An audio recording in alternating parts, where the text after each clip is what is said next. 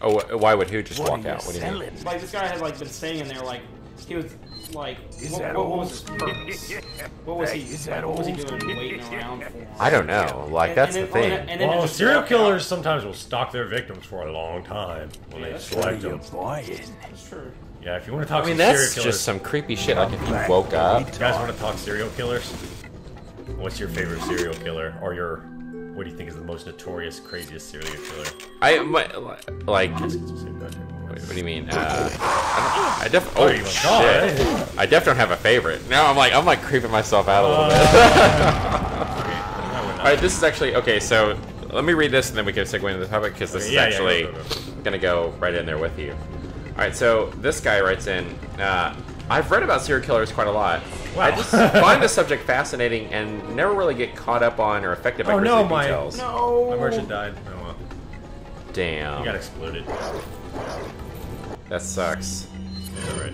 Sure, I feel sad for the victims and their loved ones, but the gore and depravity never really bothers me. Dahmer, Chikatilo, I never heard of that. Gain, Fish. Read about all of them in detail and was perfectly fine. However, there was one guy whose deeds really did shit me up. Dean Corll. He was America's most prolific serial killer before Ted Bundy took the dubious distinction. And so I thought it strange. Alright, Marcus? Lock on the door? Yep. Yeah, bro. The short of it was that he's a pretty normal guy in his younger years. A bit of repressed homosexuality, but nothing about him could have hinted at what he was capable of. He basically groomed and paid 2 boys to supply him with their friends, and when they ran out, other kids in several neighborhoods he lived over the years. He would tie these kids, all boys, to his torture board where he would abuse, rape, mutilate, and ultimately kill them. Oh, damn. Then he would dispose of the bodies in several locations, including a boathouse. These activities went on for a number of years, and he was very careful and methodical about the whole thing. I don't think it was ever suspected by authorities that a large number of the missing boys were connected. The thing that really shook me up is how the 2 boys he recruited were so callous and were perfectly fine in sending boys of their own age and social group/school to their deaths for cash, and were quite happy to aid Corll in torturing the victims and disposing of the bodies. Eventually, one of the boys brought a girl to his friend. Corll, angry, annoyed, and scared the girl might report him, set about killing the girl. But the boy, who must have liked her or something, because he ended up shooting and killing Corll to protect her. I think the fact he was never captured or faced punishment for his crimes makes him much creepier than other serial killers. He was never seen on the stand or in a jumpsuit in jail, so he seems less human for it. He was never analyzed by psychologists or found to be a madman or deeply disturbed. There's just no logic or reason behind his crimes other than his own personal gratification. He's just emblazoned in my mind as some kind of heinous boogeyman, above and beyond the reach of a man's police and justice system. That's why he shit me up more than any other serial killer I've read about. I can't remember the article or where on the web it was, but it was a lot more detailed than the Wikipedia article. Included Polaroid pictures of some victims, some still unidentified, strapped to his torture board awaiting their horrific, untimely ends. Not for the faint of heart. Shit. He's got a pretty good one. Yeah, that was a creepy one. This guy's got a relevant sorry, just while it's still relevant. Well, I just want to say, Wikipedia is never a official research source. No, it's a collection of primary sources. Yeah, but it usually is, right? You know, but the you fact, can never say the fact that anyone can edit it makes it like laughable, of course. Yeah. And like people are like, "Oh, fucking don't ever trust Wikipedia." And I give you like, in a paper you can't. I trust Wikipedia. You can't cite absolutely. Like, but as a research, if you're like doing a paper, you can't cite it. But read the articles that Wikipedia gives you, and there you have a primary source. Like the Wikipedia people, like they put the references on there correctly. Yeah, you can, like, it's a great place to start because it condenses all the information really easily. Yeah, absolutely. You know, we're looking at him right there. You see him? Yeah.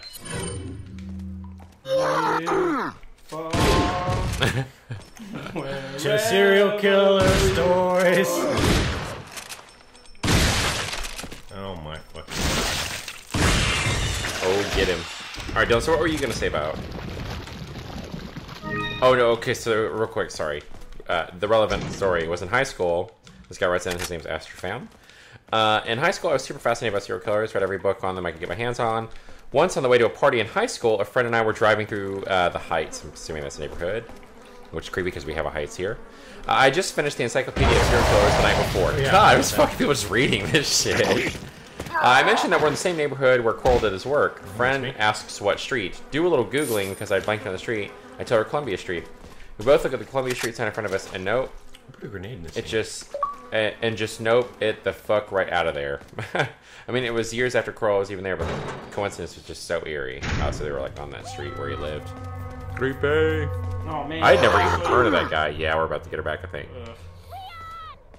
Shut up! I'm not here for you. Yeah, I've never even heard of that. Sounds Holy like, are like too disturbing for people to like really get into.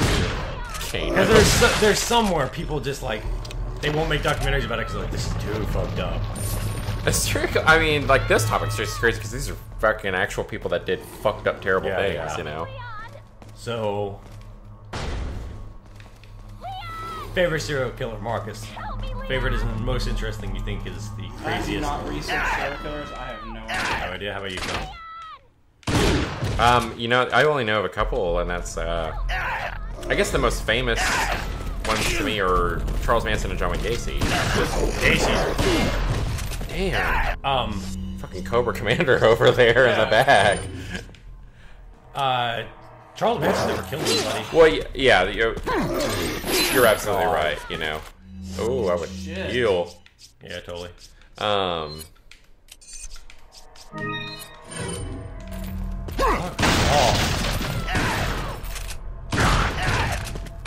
Just like I guess what his crew did to the Tate, woman was fucking. Yeah, terrifying. that is really it was terrifying.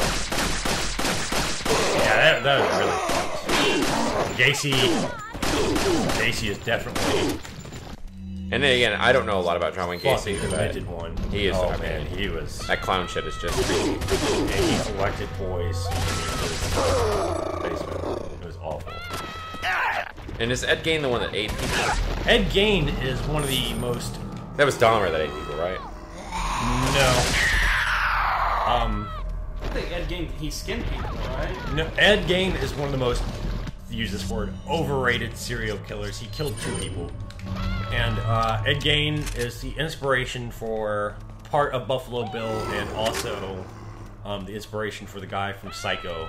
The creepiest part about him was his obsession with his mom, who when she died, he like worshipped sort of like the guy from Psycho. He had like a shrine to her in his house. When they finally went to his house, because his house looked like Buffalo Bill's house. Crazy shit everywhere. And when they went into his house, he had boarded up his mom's room and it was preserved perfectly. Everything else was in crazy Buffalo Bill shambles, and his mom's room was a shrine.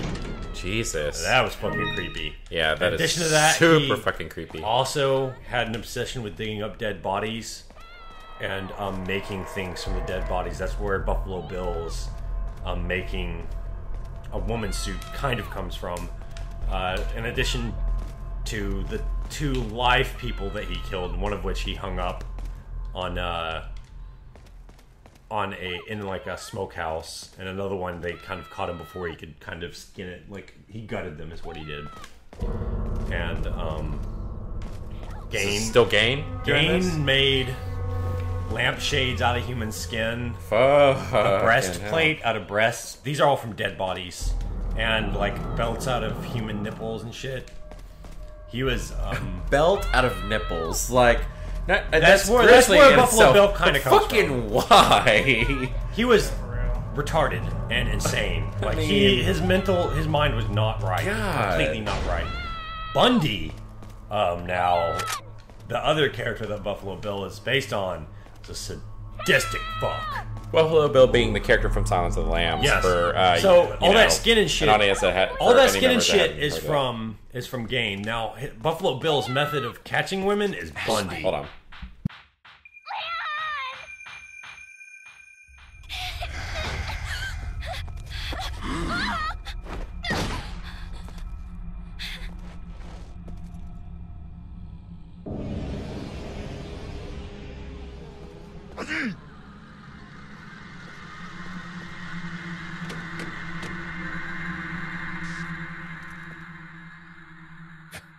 Amateurs. Just hang in there, Ashley. I'm coming for you.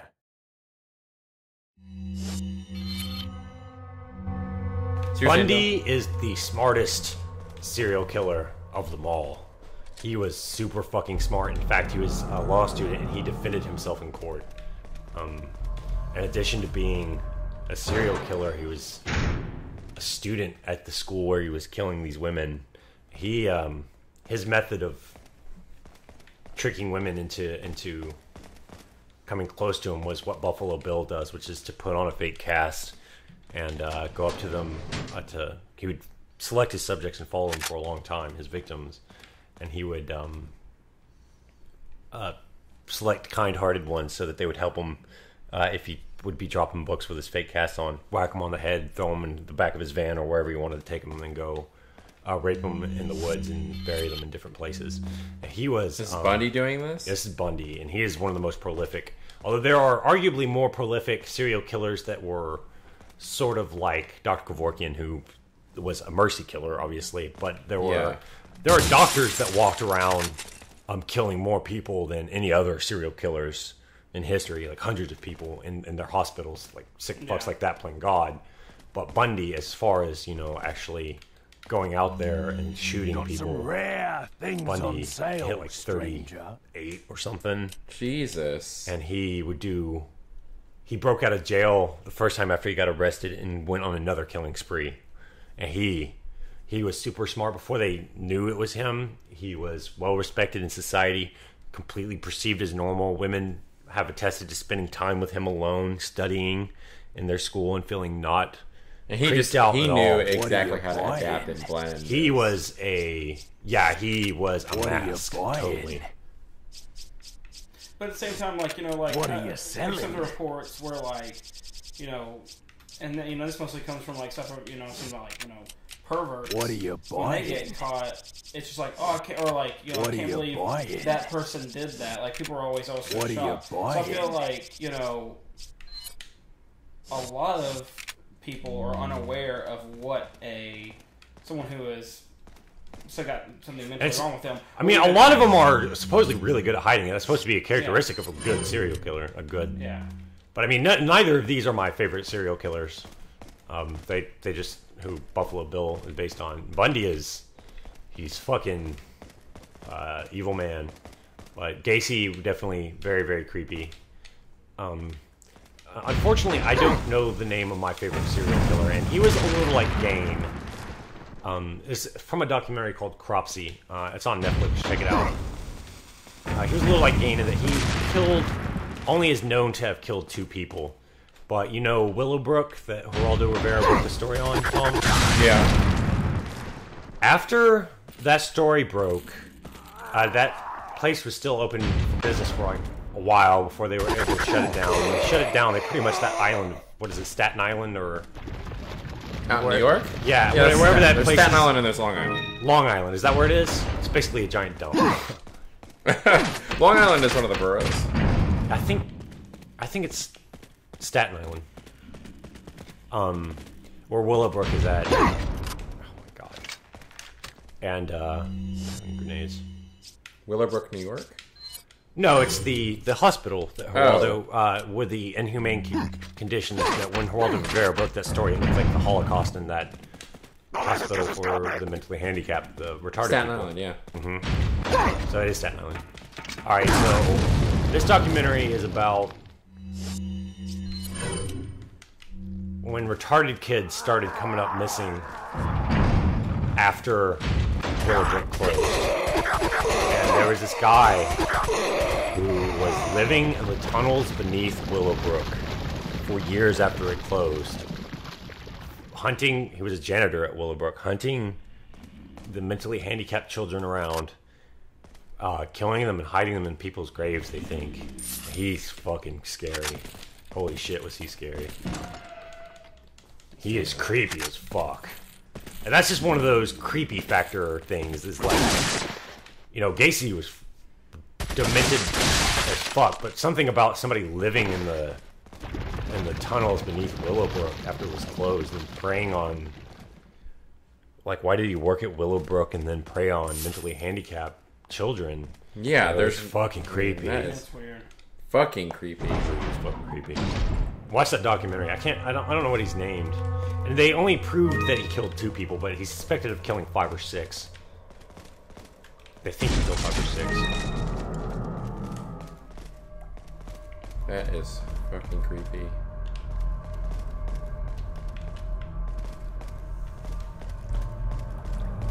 Alright, got another one for y'all. This is, we're going to shift topics here to a popular one from 14 Creepypasta called A Nancy's Goat Man Story. So, some quick story notes. It says, and I don't understand the way they wrote this, because it says B16, be black, and have family down in Alabama. They farm and own a huge amount of land down in Huntsville. Uncle generator, son of a bitch. Oh, shit. Uncle owns a big house and a bunch of trailers they put out in the woods for hunting and camping. Down south, cousins suggest that we go out there to camp. Knows I'm a city kid from Chicago, so they tease the fuck out of me. Collect food, kill a pig, and some chickens, bring necessities to camp out for a few days. We get to the camp and it's obvious something is weird. Air has this weird electric smell, like right before a storm, like ozone. Think nothing of it and unpack and go down to Little Creek to swim for a few hours. All of a sudden, some older white guy and a white teenager come out of the bushes. He has a shotgun in the crook of his arm, says hello, and asks us what we're doing this far back in the woods. Tell him about my uncle, who he knows, and say we're camping out. He tells us we need to be real careful out here and stick together. There was a big animal in the woods. His son, who is my age, asks if he can stay and hang out with us. He says, okay. And then the article goes on to say, I'm going to stop green texting because the story is fairly long and the format is harder to write in. So we end up playing football. Dicking around with me, there's this white kid, Tanner, 5 of my cousins, and then 4 of their friends. And I honestly don't know why he's specifying race here or whatever, or ethnicity. In total, there were 5 girls and 6 boys. We're all about 15 to 17. We just ended up dicking the day away. So we head back to the camp and pulling out some stuff for a campfire. Even though the trailers both had kitchenettes. Tanner says that his family's property sits up against my uncle's. He wants to run home and asks his dad if he can come out camping with us. My cousin Rooster says he's going to go with him since it's going to get dark soon. And one of the girls also wants to tag along. It's about 7 o'clock and it's starting to get pretty dark. They take flashlights and take the trail toward Tan's property. The rest of us chill, make s'mores, drink, kiss on the girls. About 30 or 40 minutes later, there's the smell of ozone again. And you could smell it over the smell of the fire we had started. This really nasty, coppery smell. Like right after you've had a nosebleed and it's stopped. It wasn't exactly like dried blood, but it had that nasty metallic back of your throat smell. We immediately think it's some kind of electrical malfunction. Someone left a hot plate on or some shit. We search the trailers and nothing's on and we can all smell it. And all of a sudden we hear people booking down the path toward us, and Rooster, Tan, and the girl all come running into the clearing out of breath. So they don't even break stride, they just all run into the trailer right by where the fire is. You getting close to the regenerator? Yeah, there he is. It's creepy. We all get the fuck out of there and into the trailers. They end up calming down. Even Rooster's crying his fucking eyes out at this point. All the while, the gun is guttering lower, or the fire, is guttering lower and lower. So my cousins say fuck it and are about to go outside to get the generator out of the shed between the trailers. The generator out of the shed? No, the generator. Oh, yeah. Tanner says, fuck no, lock the front door. Nobody else is going outside. He's been crying too. His eyes are bloodshot and puffy and his pants are dirty as shit.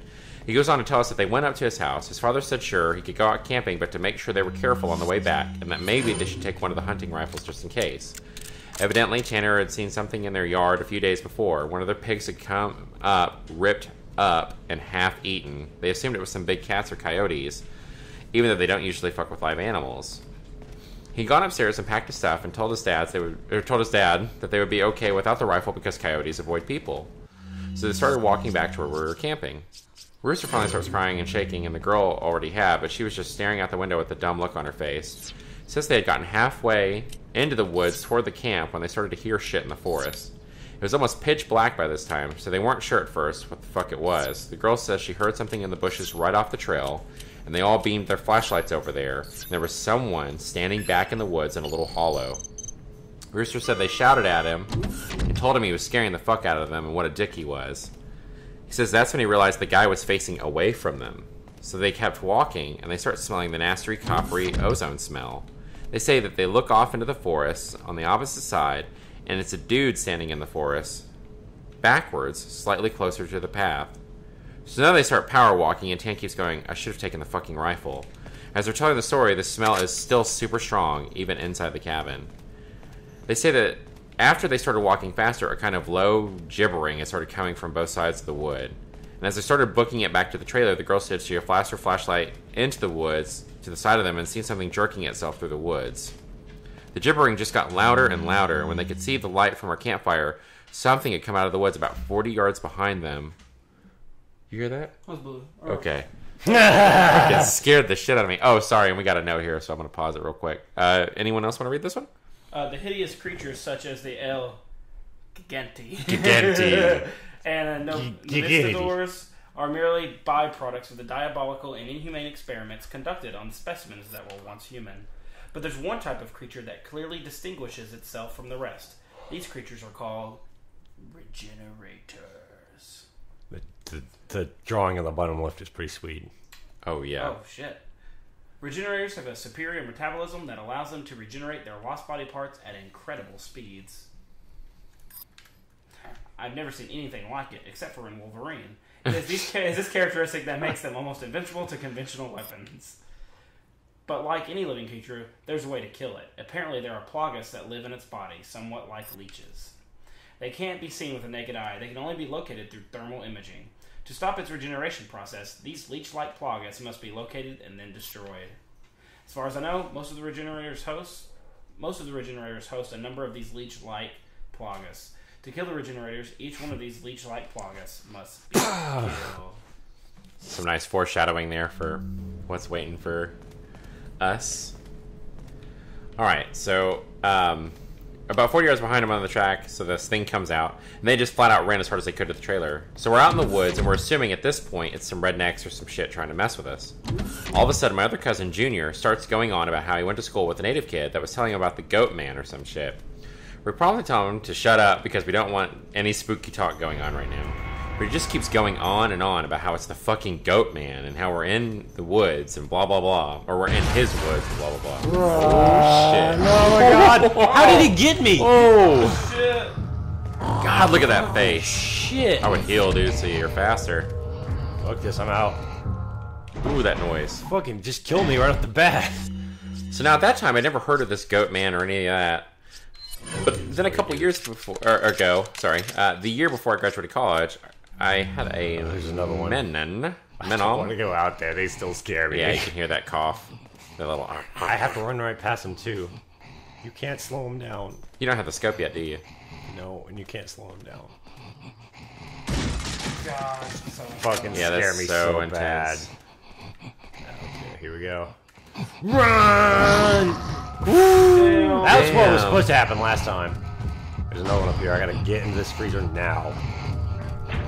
Woo! Use it, use it, use it, use it, use it. Oh, off to the side. There you are.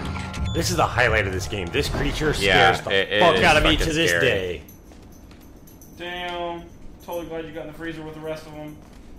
I think at least the now cold, I'm gonna have the thermal. I think the cold slows them down. Yeah, and he'll have the thermal scope. Well, I have to deal with this guy in this close range, but... That? Yes, sir. Okay, so to sum it up, it's basically a fucking man with the head of a goat, and he can shapeshift, and he gets among groups of people to terrorize them. It's also supposed to be like the Wendigo, and it's bad mojo to even talk about it, or even worse. What's a Wendigo? It's another kind of monster. I can look it up here in a I minute. expected a Native American, yeah. Yeah, it's like I think a Native American thing. It's funny that this is all from creepypasta. Keep in mind, I didn't know this back when I was 16. So my cousin's going, the goat man's going to get in and fucking get us. The girls are all terrified, and my cousins and I are all just trying to figure it out, because if it's just some hillbillies or if it's an animal. So all of a sudden, the smell just goes away. Like, to this day, I haven't even experienced anything like it. Usually smells fade away or lessen. It just literally was there 1 second, and then not the next. So it's after an hour, making it around 9 or 10. We've stopped shitting bricks enough to go back outside and stoke the fire again. Figures just some assholes trying to mess with us, so we don't go back home, because we think if we do, they'll chase us through the woods or some crazy shit. Nothing else weird happens that night, and we stay another night, and for the main part of the night, nothing happens. Uh-oh. And Don't the drop regenerator drops down. Drop 'em. Like the crane in one of those